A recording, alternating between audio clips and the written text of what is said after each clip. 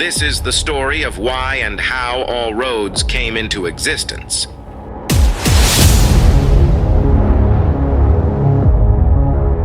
The year was 1988, and Rod Stevens was dying to be a respected Hollywood actor. He pitched a movie script idea to Hollywood. Paying homage to his Sicilian DNA and his good business acumen, he wanted to call this movie The Rod Father.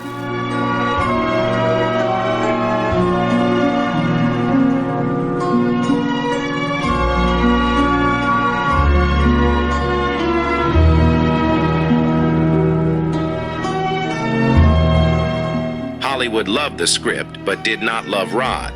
So, Francis Ford Coppola rejected him, stole the script, and gave it to Marlon Brando instead. Someday, and that day may never come, I'll call upon you to do a service. But until that day, accept this justice as a gift on my daughter's wedding day. Grazie. Grazie, Fratello. Prego. Hollywood also stole Rod's original photo shoot pictures and recently imposed them as a poster pose with Margot Robbie to promote the Barbie movie. Now he was so flipping mad. You're kidding me, right? Are you flipping kidding me? He got ripped, armored himself up, and started hitting the pavement in search of another battle he could actually win. Meanwhile, a French dude named Denis Labelle was also intent on venturing into a singing and modeling career. He loved his long hair, pink Barbie cars, and singing with modern talking. However, due to his uncontrollable foul-mouth outbursts, Hollywood soon abandoned him too. Then came a German fella named Greg Regier. Greg likewise liked the limelight and tried to make a career out of being a Ray-Ban sunglass model. But he was fired when sales dropped dramatically after his first photo shoot. He also tried out as a contestant on Canada's Got Talent show. He thought he could wow the crowd with his Mick Jagger moves. But he got kicked off the stage. The common denominator for all three, complete failure. So, they had no choice but to reinvent themselves as macho road builders, and this is their modern-day David versus Goliath story. All in all roads has delivered a knockout punch to all its major competitors.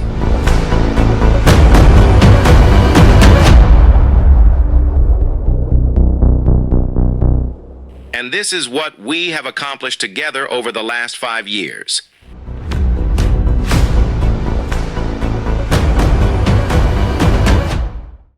These are their stories.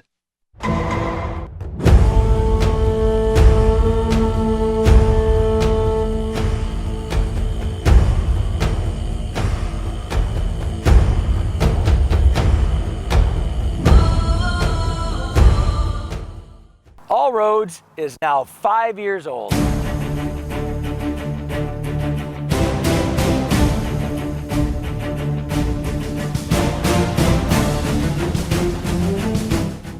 So to start a business in this competitive industry at this magnitude, no doubt, was risky.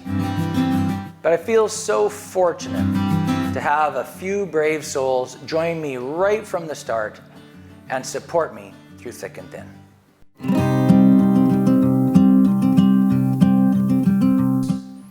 Well, can I mention the competition's name?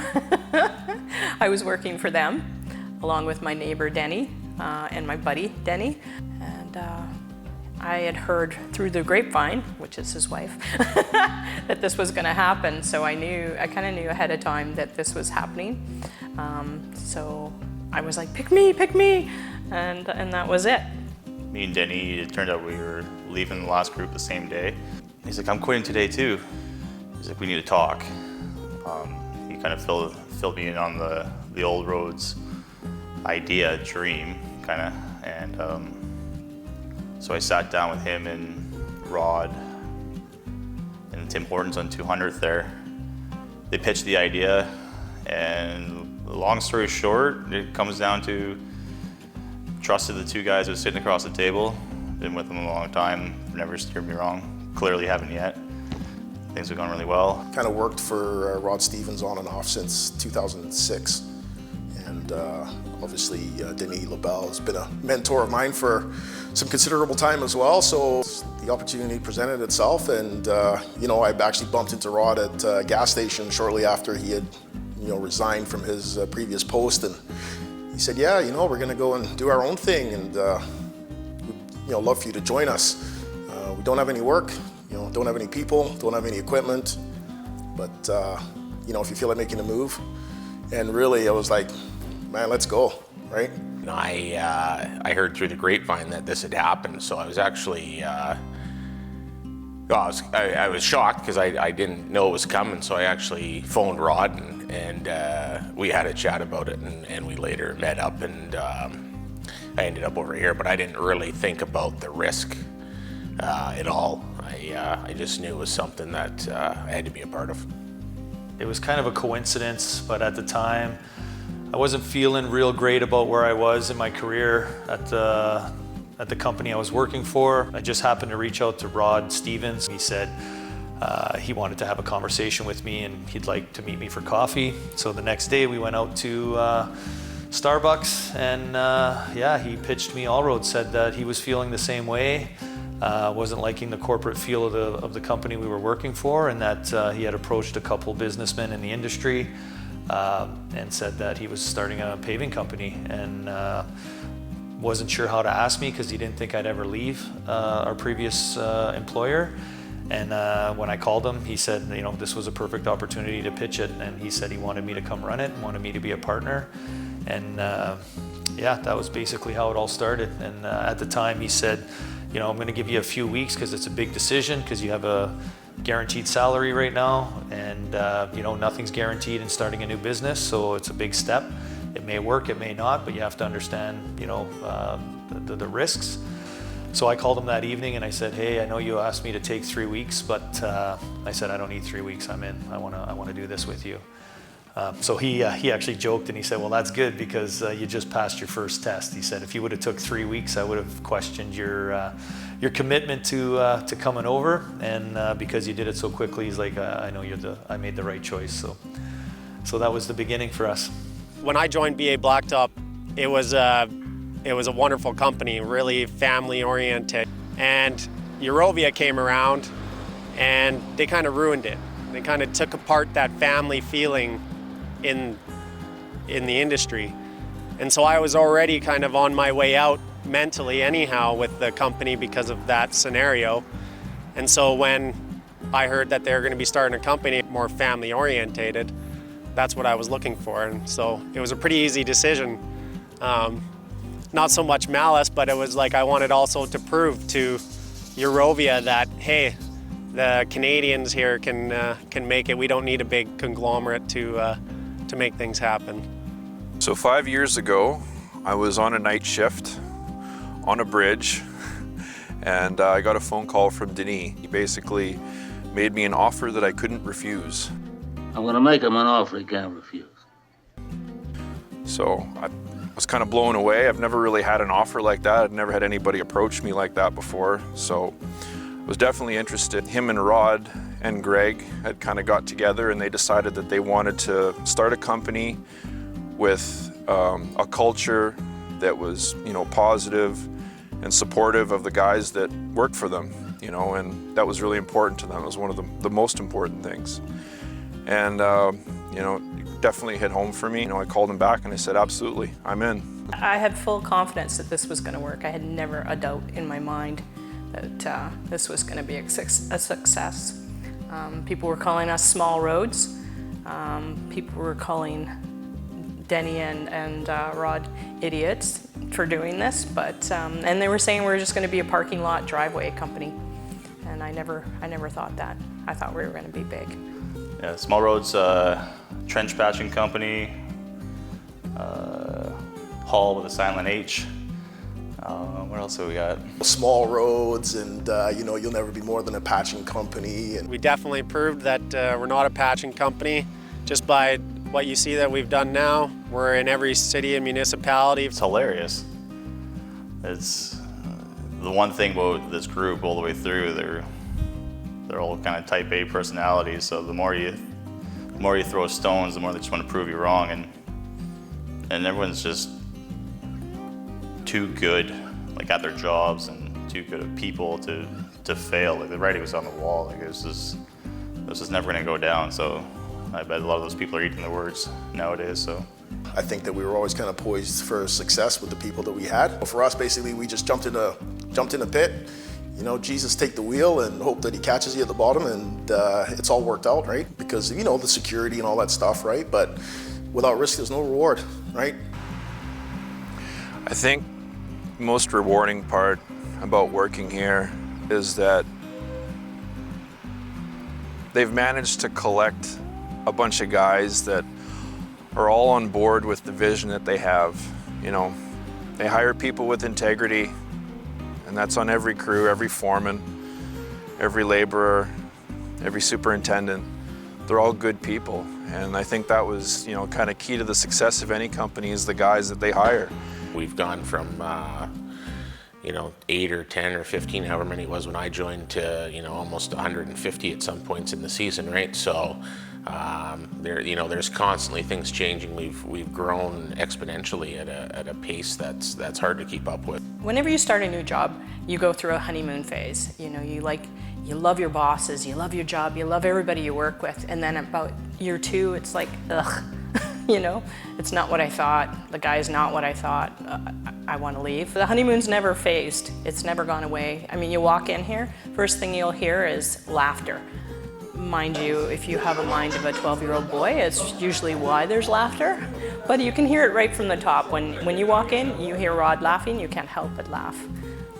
And the morale is wonderful here. We're all family, and I know we say that all the time with we're all roads family, but I mean, these people, we've been with them for 5 years. It's just such a family. It's professional, but it's light. It's kind of like the best of both worlds. Everybody always laughs and has a good time at work. We're hard workers, productive, so at the same time we still get things done, but we can still keep the atmosphere light. And it's a family-orientated company, so I really enjoy that. Oof. 1 or 2 words. Progressive and dynamic. You know, we're always looking ahead and trying to stay at the tip of the spear, as it, you know, refers to the road building industry. It's important that the culture of the company stays the same. The thing about the crews that we work together with, you know, is that we share everything. We are like a family.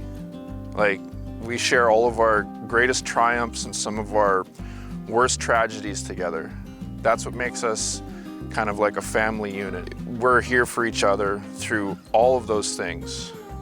You know, the guys talking about their kids and about their hopes for the future, you know, and about how they're so grateful that their wives put up with them. You know, just all those things are just so important, and you don't get that everywhere. You really don't get that everywhere. And with the amount of things we've accomplished in such a short period of time, there's so many things that I'm proud of. You know, proud that we're here today in this beautiful building with 140 plus employees, and I mean, great employees. I don't think there's a weak link in this entire group. You know, winning some awards and being in all kinds of magazines. Hey guys, Nick's got another article in the mail about all roads. Okay, thank you. Another driveway completed. I mean, I'm just reading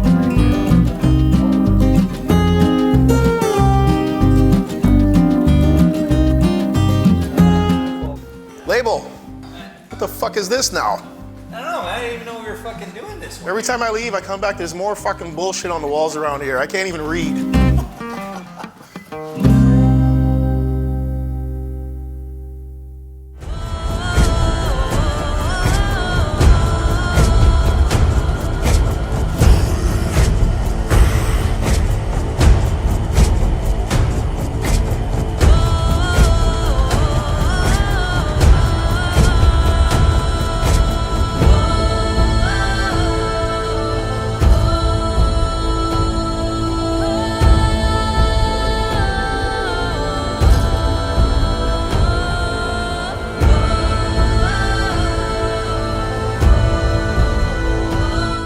can see our asphalt plant in the back, the state-of-the-art asphalt plant, the highest producing single asphalt plant in the Greater Vancouver Regional District.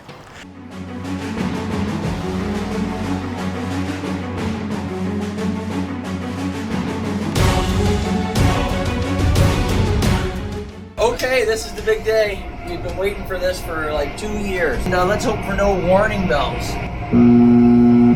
170.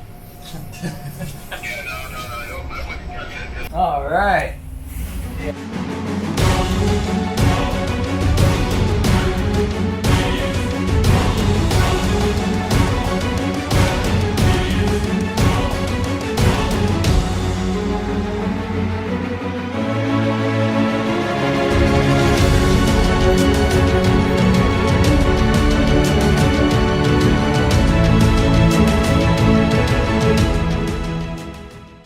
Another fucking award. There's no room on these walls. I will put it right here.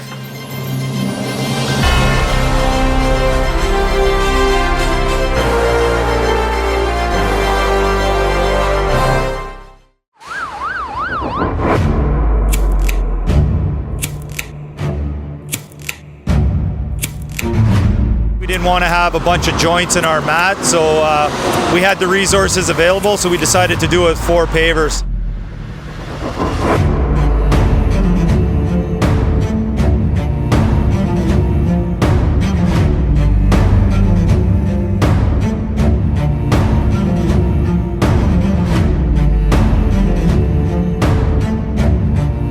We don't just have a mill and fill, we're actually building it up from the surface, which we're doing in 3 lifts.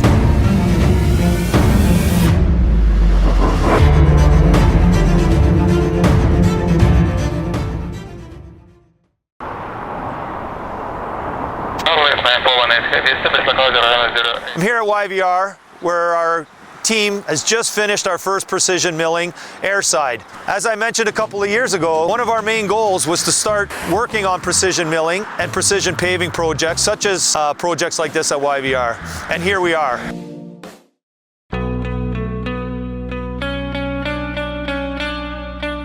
We've been using a lot of the smooth ride technology. The Nordell area, we've really built a lot of that roadway up there. Some of the level coursing actually was up to about a meter fill. That we achieved very, very high specs and tolerances. One of the main challenges was the design specification was to be within 3 millimeters of tolerance from the design surface. That's very hard to achieve, especially when you're paving over 130,000 tons in multiple lifts. Okay, boys. That's the last move we do. Yeah. That's on camera. Yeah, it's on camera.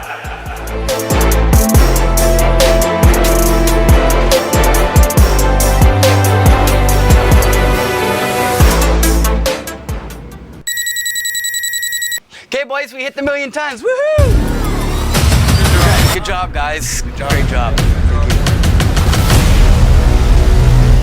This is it. Let me make sure I get my placement right under here. I don't want you dumping any asphalt on the hood of this truck.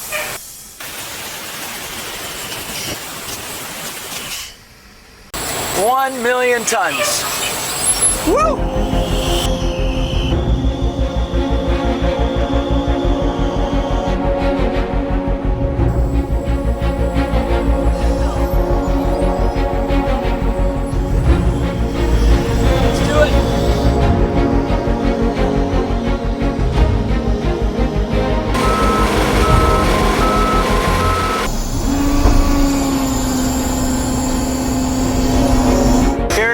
We're laying down our 1,000,000th ton.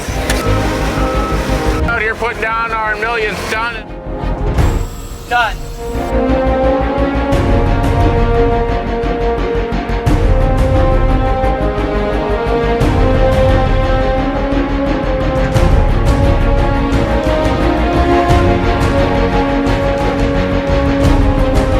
What I have here, guys, is a ticket for the 1,000,000 tons.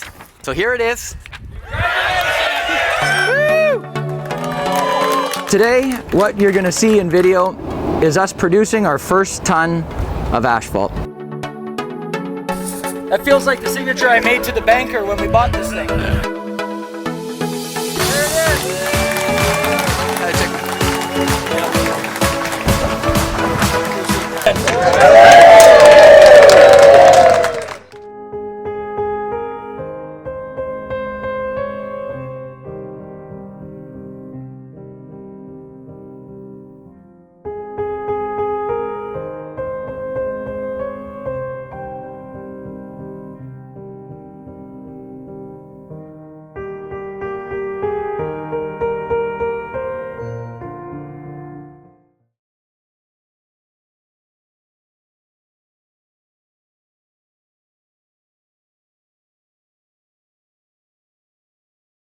Well, here we are today. Well, as the joke goes, we have been patching on Highway 1 for 4 years now, and we've done 240,000 tons of Highway 1 patching. So if that's what they meant, then they were right.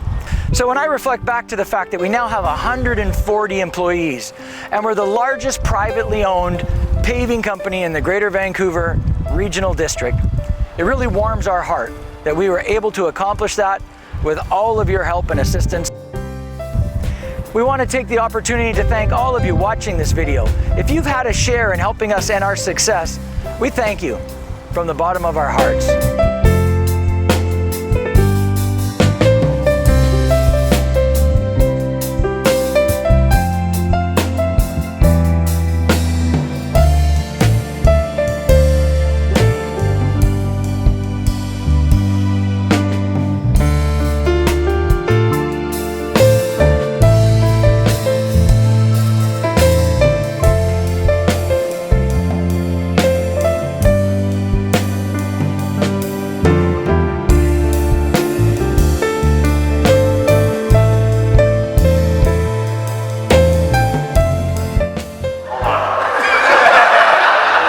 Drawing a blank, man.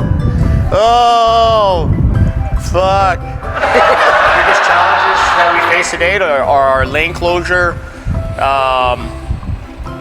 Fuck. Oh. Oh. All right.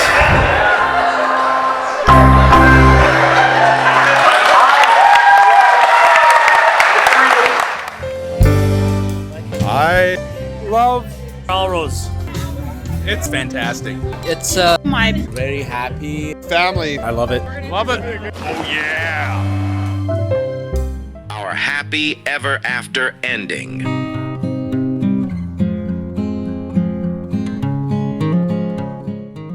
Today, Rod Stevens still gets plenty of camera time. I'm not going to talk about these. I'm just going to walk stool there in a minute, or I can push it out of the way. Hello. Wait a second. Try that one more time.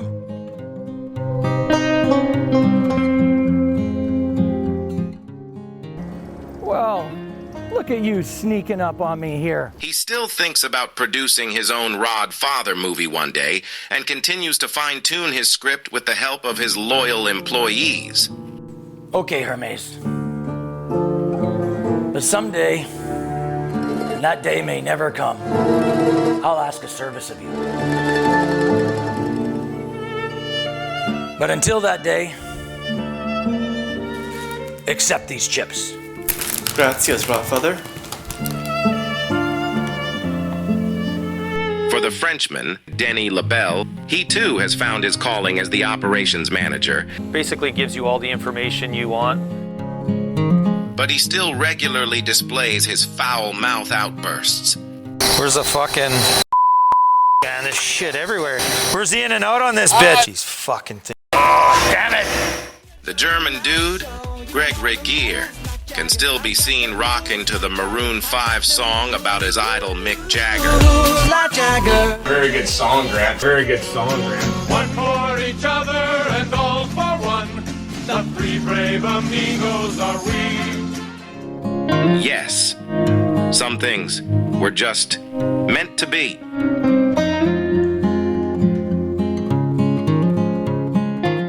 Along the way, the Rod Father may have stumbled here and there, like his old buddy Joe Biden, but he always gets back up. Oh shit. Uh-oh, tripping hazards there. You'd better call your concrete crew and the Ribeiros immediately, Rodfather. Oh, phew. Yeah, I absolutely jumped on it, and never a day has gone by that I don't regret it. Wait, you know what? You didn't have a single day you did not regret? Oh shit! Fuck! I knew it was a... See?